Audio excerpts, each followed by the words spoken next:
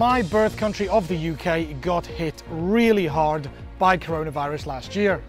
Unwelcome but expected, the coronavirus has hit the UK. The rate of infection will go up very rapidly. Many lives will sadly be lost. COVID-19 deaths in the UK have passed 10,000. 50,000. 100,000 dead. 120,365. Few would have imagined the scale of the loss of lives and liberties. 4.4 million infections in total, a peak infection rate of 68,000 cases per day, and to date, 128,000 people have sadly lost their lives to the virus in the UK. And while all of this was going on in the UK and around the world, my life here in my adoptive country of Taiwan was relatively unaffected. As of April 2021, there had only been 1,090 cases, of which 970 had been imported, and all of the associated clusters with those cases had been traced, tracked and quarantined. Therefore, I continued on with my life, going out to film videos, socialize with friends and travel around Taiwan, and many of the population were doing exactly the same. It's a lighthouse. Other than very little international travel taking place, life was very normal for us, and I felt blessed to be living here in this country. But now the shoe appears to be on the other foot, as cases in England are falling and restrictions are being lifted. Here in Taiwan, cases are spiking and restrictions are being put in place to try and contain the pandemic before it gets out of control, as it did with many other countries around the world last year. Now, let's not get ahead of ourselves and cause a panic, because the actual number of daily cases in the UK still dwarf the numbers that we are getting here in Taiwan. Most recent figures show 321 cases per day here in Taiwan, compared to 2,700 cases per day back in the UK. And in fact, more people have died in just the past 2 days in the UK because of this virus than have died throughout the whole situation here in Taiwan. So our numbers are actually still relatively low here in Taiwan. But compared to the 0 cases we were getting, 300 plus cases a day is certainly enough to cause a little bit of alarm here. And that brings me to the point of today's video, where I am going to tell you several reasons why I think the situation here in Taiwan will never get as serious as it did back in the UK.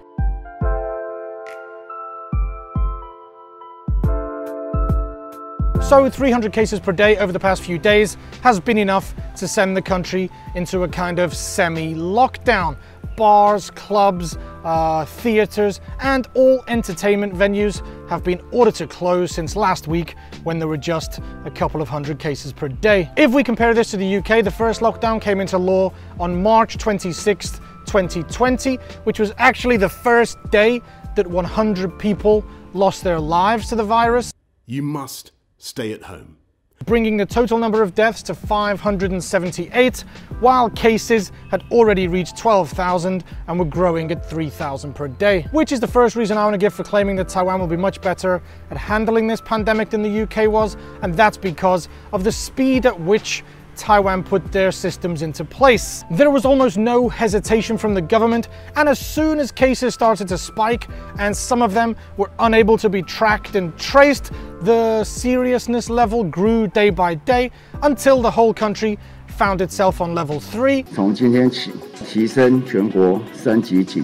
And this semi-lockdown came into place with almost no pushback from the public. Now, I'll come to the difference in attitude between the UK people and the Taiwanese people a little bit later, because that is indeed a really big factor that affects the country's performance in situations like this. But the first thing we need to appreciate is that now, 1 year on, after the world has been through hell with this virus, we in Taiwan have the glorious benefit of hindsight. We know exactly how bad this virus can get, and perhaps 12 months ago, the rest of the world didn't really know or appreciate the gravity of the situation. This is a point kind of proven by Prime Minister of the UK, Boris Johnson, who said on the 19th of March, we can turn the tide within the next 12 weeks. And then a little bit later, on 30th of April, he claimed, we are past the peak of this disease. Two statements that unfortunately proved to be very, very wrong. And of course, yes, it is a prime minister or a president's responsibility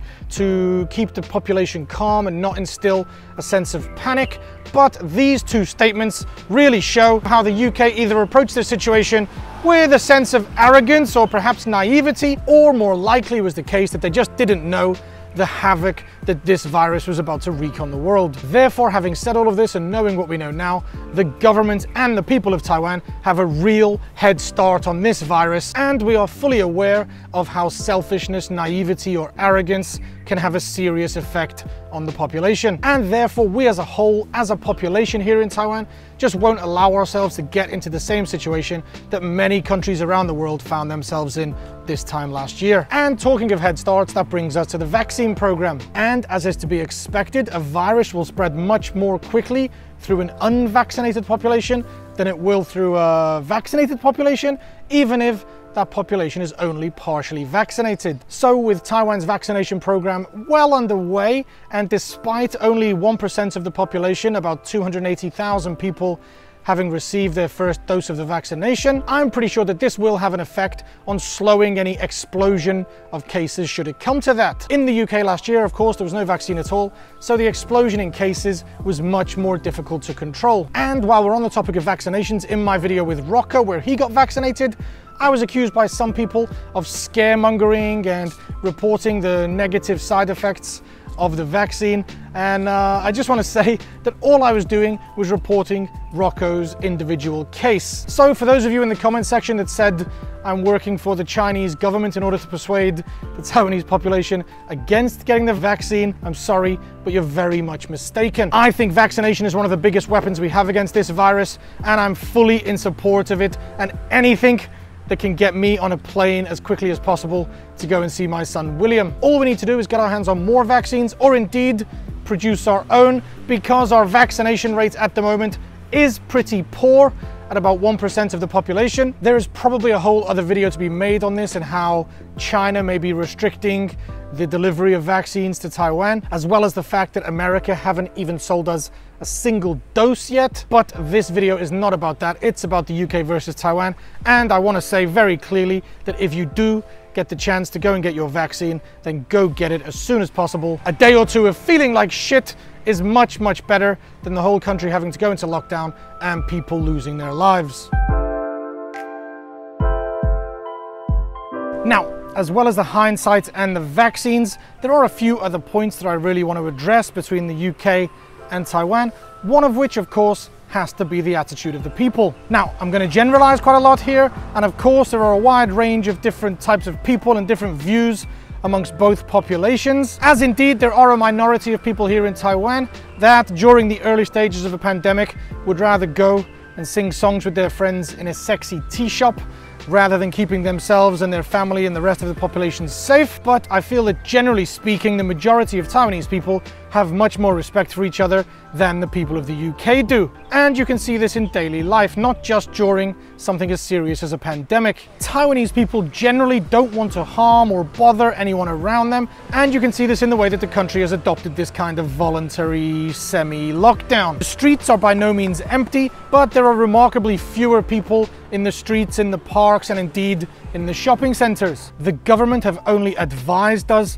to stay at home and avoid unnecessary journeys, but a large percentage of people have taken this to the next level and are not going out at all. To compare this situation back to the UK, when the government advised people to stay at home and don't go to work, most people took this as an opportunity to have a few days off work, go to the local park with your friends, have a party, a picnic, or barbecue, whatever they wanted to do. And I feel that this was largely responsible for causing a big spike in the number of cases. Even for this video, I feel a little bit guilty to be out in public in the park, and I would love to go to some other parks and show you the situation around here, but I feel that as part of the community here, it's my responsibility to travel as less as possible or as little as possible, and I feel it would be irresponsible for me to travel to several different parks to show you the situation. So instead, I've just brought you along to the park nearby my house where I get my daily exercise. Today is it Friday today or Saturday? Oh. Today is Saturday, a day where me, Prozzy, Josh, Kiwi and Eddie would almost certainly meet up together at the pub and have a few drinks, but we're absolutely unquestionably not going to be doing that and avoiding any meetups for the foreseeable future in order to do our part alongside the Taiwanese people. One thing I do want to point out while I'm talking about people is I'm sure that many people will claim the Taiwanese people must be sheep just doing what the government tell them to do without question. This is absolutely not the case, and there are many other examples where the Taiwanese people have shown their anger towards the Taiwanese government for doing things poorly. The first couple of examples that spring to mind are the recent power cuts and water shortages, where the government have received a lot of criticism and the population are far from happy with the government's handling of those situations. So this is definitely not a case of the people just doing what they are told. This is a case of people doing what they know is best to protect themselves and those around them. One other point I have to mention is Taiwan's use of technology in the fight against the pandemic. Track and trace has been shown to be a very effective tool in the government's arsenal in fighting the spread of coronavirus, and last year it was put to very effective use in controlling the spike in cases, and this new batch of cases has seen even stricter measures put in place when entering absolutely any business. Previously, there were several different QR codes we could use that would take you to a Google form where you would insert your information, the number of people in your party, your phone number.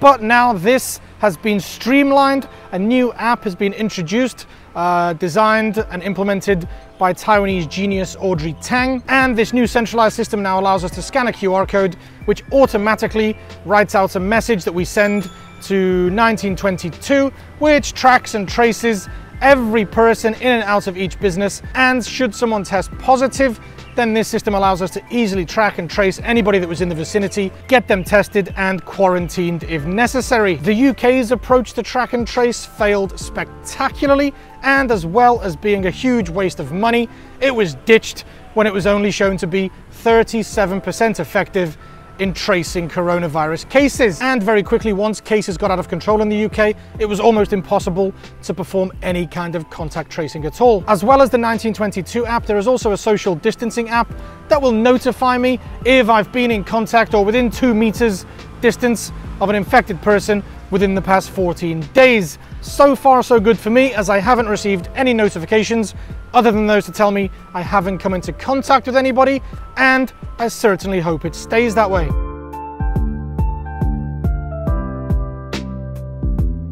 Okay, so I think that this video is long enough now and has shown enough reasons why I think that Taiwan will handle this new pandemic much better than the UK did handle theirs last year. But I'm sure that there are many people with different opinions, and I would love to hear those opinions from you guys in the comment section down below. And of course, as always, if you disagree with anything that I've said, then I'd love to hear from you too. Also, while we're in the comment section, I would love to get a prediction from you on what you think is going to happen here in Taiwan.